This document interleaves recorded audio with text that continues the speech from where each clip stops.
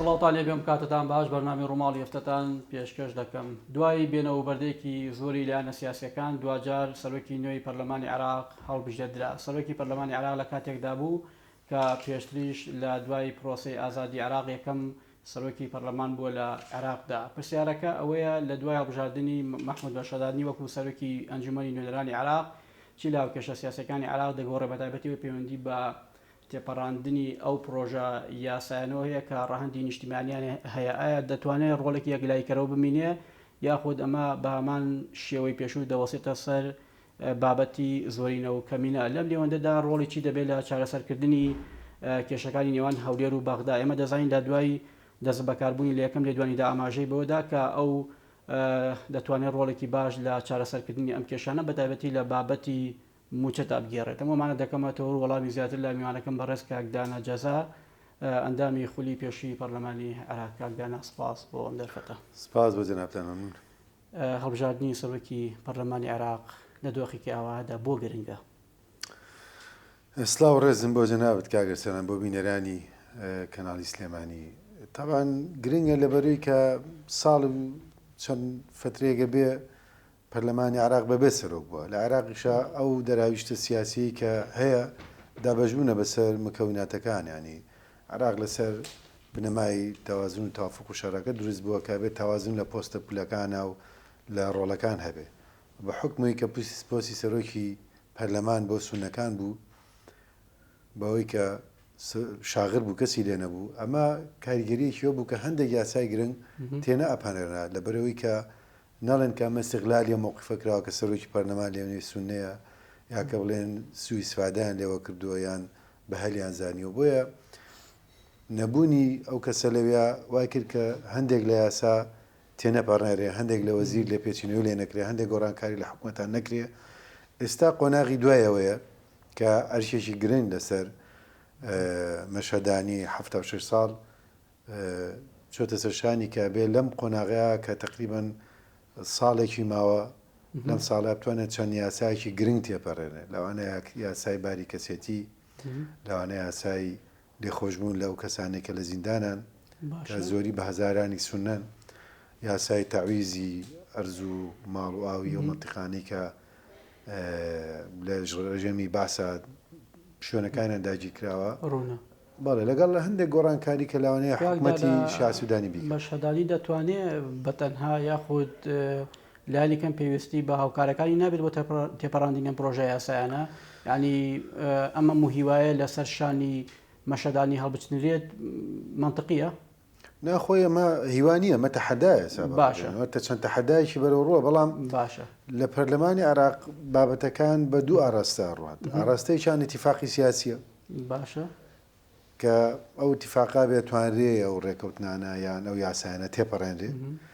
ئاراستەیەکیەوەیە ڕۆلی خودی سەرۆکی پەرلەمان چیە لەوەیە. یان ئێمە دینیوان پێشتر مەسەرەن محەممەد حەلبوسی ڕۆڵی هەم بوو لە دواخستنی هەندێک بابەت، لە تەگرەدانان بۆ هەندێک بابەت، ئەویش بە ئەوەی کە لە ئەجندای کۆبنەوە داینانە لە فراکسیۆنە و کسونیەکان و هەندێک کەسی کە دەنگی کۆ کردەوە کە تێنەپەڕێنرێ، یانی ئەیتوانی وەکو سەرۆکی پەرلەمان ڕۆڵی هەیە لە کاریگەری لەسەر بابەت. کەواتە لە پاڵ ڕۆڵەکەی کە ڕۆڵێکی تەشریفاتیە بۆ ئیدارەدانی جەلساتی پەرلەمانی،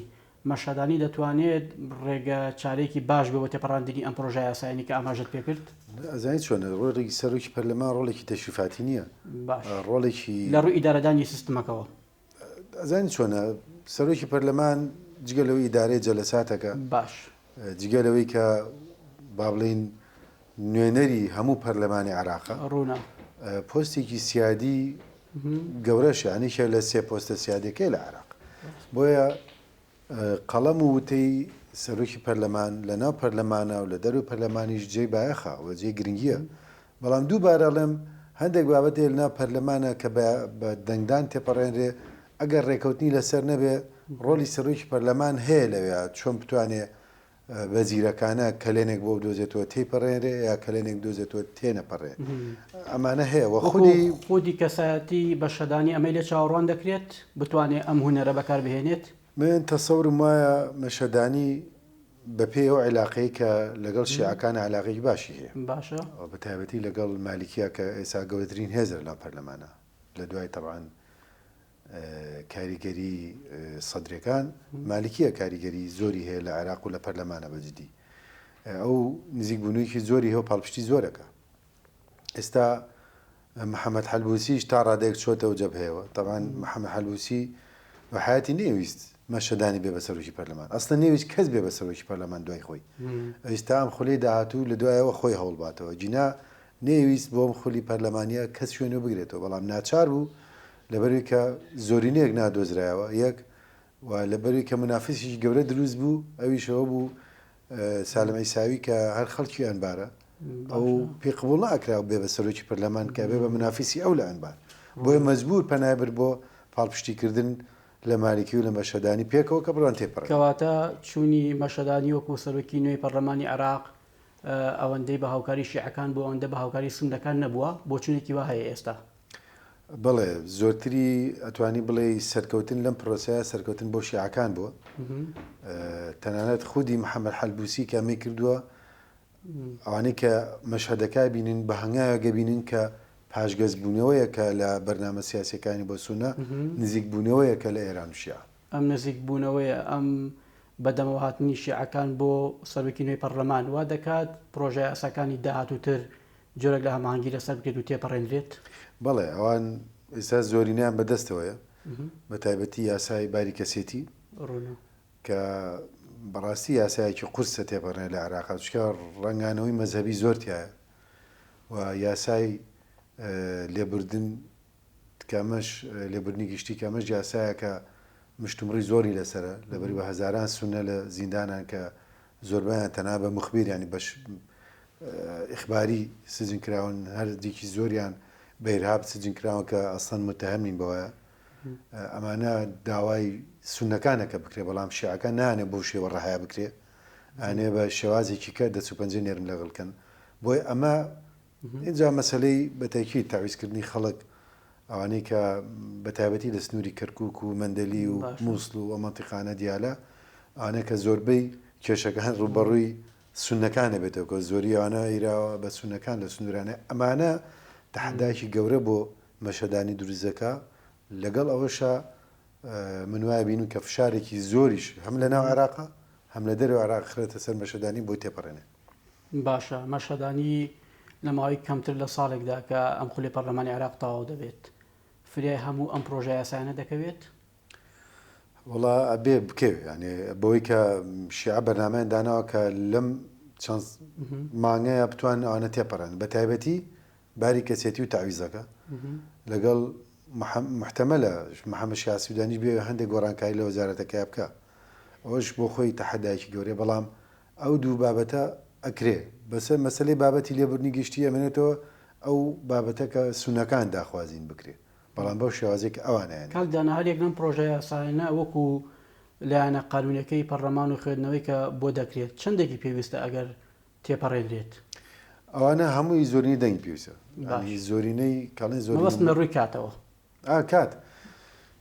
تەسەورم وایە هەر یاسایە گەگەر لە با بڵین کە پرۆژەکەیتە پەرلەمانەوە لە خوێنەوەی یەکەمەوە بۆ بکەی بۆ خوێنەوەی دووەم بۆ مناقەشە لەسەری بۆ دەنگان تەوانە یاسایانە یاسای ئاسانین ینی یاسای قورسن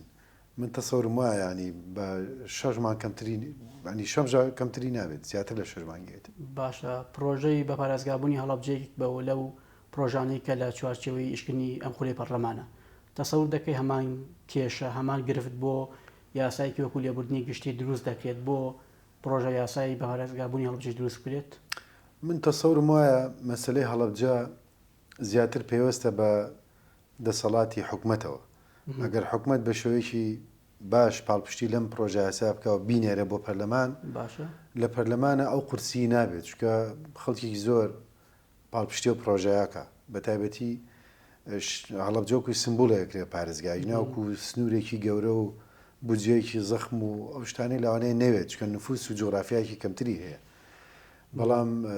جگەلەوە کە ئەمە یەکێک لە سمبولەکانی با بڵین عێراقیش نەگەرێمی کوردستان لە ئەوەی کەڕژێمی دژایەتیانە کەم نەبوون کە لەلایەنی شیعیەوە دەکرا پێشتر بەرامبەر ئەم پرۆژە یاسایەدا بەڵێ کرێ ئەوە کەواتە ئاسانیە ڕێکەوتنی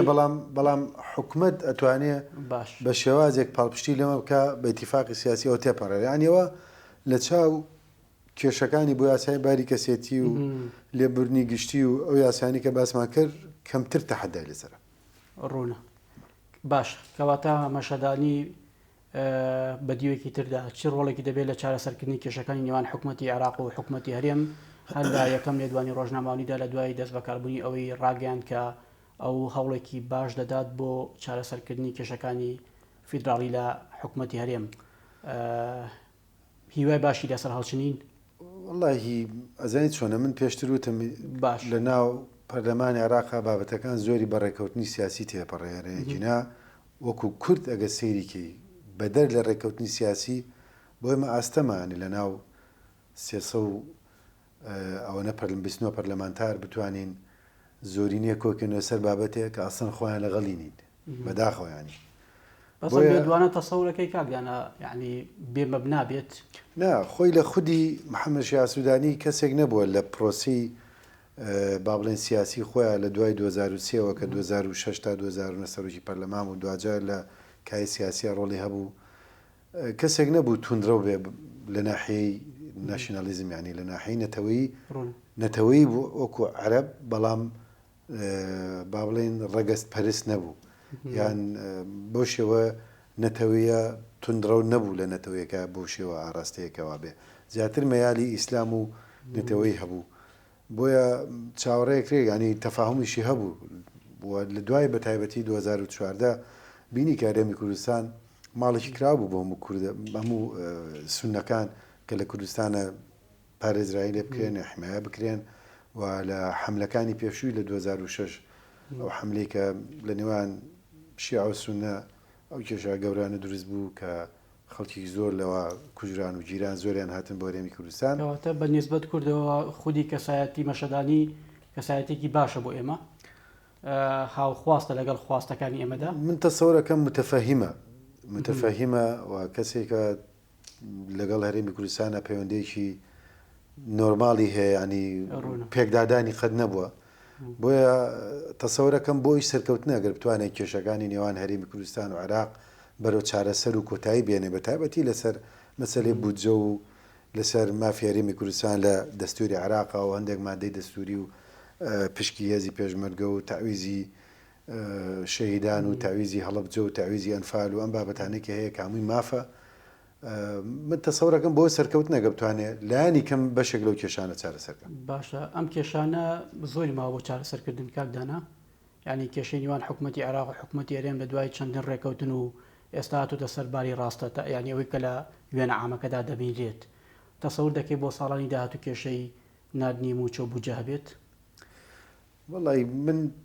ئەوەی کە خوێنهۆی بۆ بکەین ئەنی ئەمە نە ساڵێک و نەدوان و نەسییان بە چەندین ساڵ ینی دایمان کێشەی بودجێ هەبوو هەموو ساڵێک شتێکە دۆزرێتەوە ساڵێک لە پەرلەمانی عێراق بە کێشە و ململانیە و هەراوریا پرۆژە یاسای بودجێ عێراق تێپەڕێرێ ئەمە بۆ خۆی ڕەنگانەوەی ئەو خلافە سیاسیە هەیە کە لە ناو خودی کوت لە سیاسەکانە هەیە لەسەر ئیتر پشکی هەرێم بێ دەستور بێ زۆر بابەتیکە هەیە تەسەورم وایە هەنگاو بەرەو پێشەوە ڕۆشتین لە چاو پێشوە بەڵام ئەمە بەدەر نییە لە هەندێک لغم کە هەندێک لایانی سیاسی دیسان و هەربێ و داینێ ئەم لۆقمە لە عێراقەیە لە هەرێمی کوردستان نابەتەکیت لە عێراق نارێ عێراقا باشە لە دوای هەڵبژاردننی وەکو سەرۆکی ئەنجومەنی نوێنەرانی عێراق گرنگترین کارێکە مەشەدانی بیکات چییە؟ طبعا گرنگی لە ڕووی یاساوە ئەوەی یاسانی باسمان کرد بتوانێت کە تێپەڕێنرێ بە شێوەیە کە وەکو سونە لەسەری نەکەوێ لە ماڵی سونە مەسەن یاسای لێبوردنگشتی بە کەم و کورتیەوە یان یاسای تعویزی ئەو خەڵکانێک کە مڵک و ماڵیان داگیر کراوە بە قورسی لەسەر سونە بکەیە ئالەوا بتوانێت بە سەلامەتی لی دەرچێ لەگەڵی بتوانێت کێشەکانی لەگەڵ هەرێمی کوردستان و بڵێن حکوومەتی فدرالی و هەرێمی کوردستان بەرەو چارەسەر یان لایەنی کەم بەرەو سەقامگیری بەرێت ئەوە بێشەکە لەو بابەتانی کە هەم تەحەدا هەم بۆ سەرکەوت نەگەتوانی بیکەن بۆ تاواکردنی چارەسەرکردنی ئەم کێشانە پێویستیمان بە سەپۆرتی ئیقلیمی و نێودەوڵەتی نابێ کاکدانا جا پێویستی پێبێ پێویستە نەبێوان تەداخلەکەن ئەنی هەرێکە بە ئاراستەی ئەوانەیەکی هاوپەیمانن لەگەڵیان یان دەستی ئەوانن لە عێراقا بەتەکید بە پێی بەرژەوەندیخانی خۆیان تەداخولەکەن ینی بۆ نمونە لەسەر مەسلەی باری کەسێتی مەزای هەندێک وڵاتی ئیقلیمی مەبەستێتیکەوە بخاتە یاسای عێراقەوە مەسەلەن بابەتی لێبوردنی گشتی مەبەستە هەندێک وڵاتی ئیقلیمی کە بەو شێوە ڕەهایە نەبێ کە سونەکان دەستکراوە بکە و ئەو چەند هەزار کەسە لە زیندان بێنە دەرەوە بەنسبەت هەندێک وڵاتی ئیقلیمی